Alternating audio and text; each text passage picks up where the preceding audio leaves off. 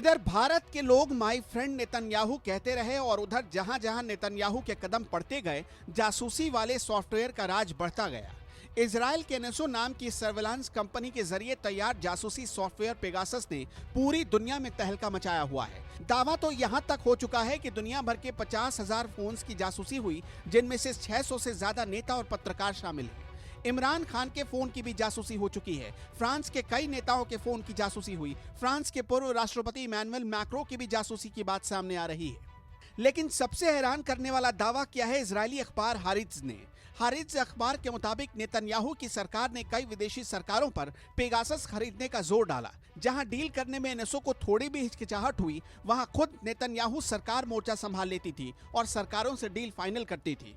इस रिपोर्ट में कुछ बड़े खुलासे हुए हैं। नेतन्याहू जिन देशों में जाते थे, चुपके से उनके साथ एनएसओ का डेलीगेशन भी जाता था। नेतन्याहू ने सऊदी अरब को भी पेगासस बेचा था। हारिज ने इसे साइबर हथियार का नाम दिया है। नेतन्याहू की सरकार ने सऊदी के साथ डील इसलिए की क्योंकि सऊदी पूरी दुनिया में इसका बड़ा बाजार बन सकता है। इजराइल ने सऊदी अधिकारियों को दिखाया कि एक नए आईफोन को बिना कुछ किए ही पेगासस के जरिए हैक किया जा सकता है। सऊदी ने एनएसओ के सॉफ्टवेयर को खरीदने के लिए हर साल $5 करोड़ देने का समझौता किया था।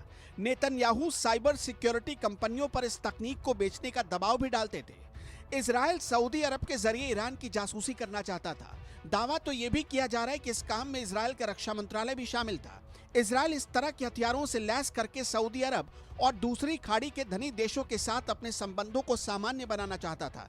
इसी वजह से एनएसओ को पेगासस के लिए और दूसरी साइबर सिक्योरिटी कंपनी सेलेब्राइट को सऊदी से एक बड़ा डील मिल गया। सेलेब्राइट एक साइबर सिक्योरिटी हार्डवेयर निर्माता कंपनी है जो फोन के सुरक्षा ढांचे को यानी उसके लॉक को तोड़कर उसकी जानकारी चुरा सकती है। इस रिपोर्ट में भारत के बारे में भी बड़ा खुलासा किया गया है। इजराइल के अखबार हारिज ने बताया है कि नेतन्याहू की भारत यात्रा के बाद यहां पर भी पेगासस सॉफ्टवेयर का इस्तेमाल शुरू हुआ। तो क्या भारत ने भी इजराइल से पेगासस सॉफ्टवेयर खरीदा है? हालांकि सरकार अभी तक इस दावे को खारिज करती रही है कि उसके पास पेगासस जैसा कोई सॉफ्टवेयर है।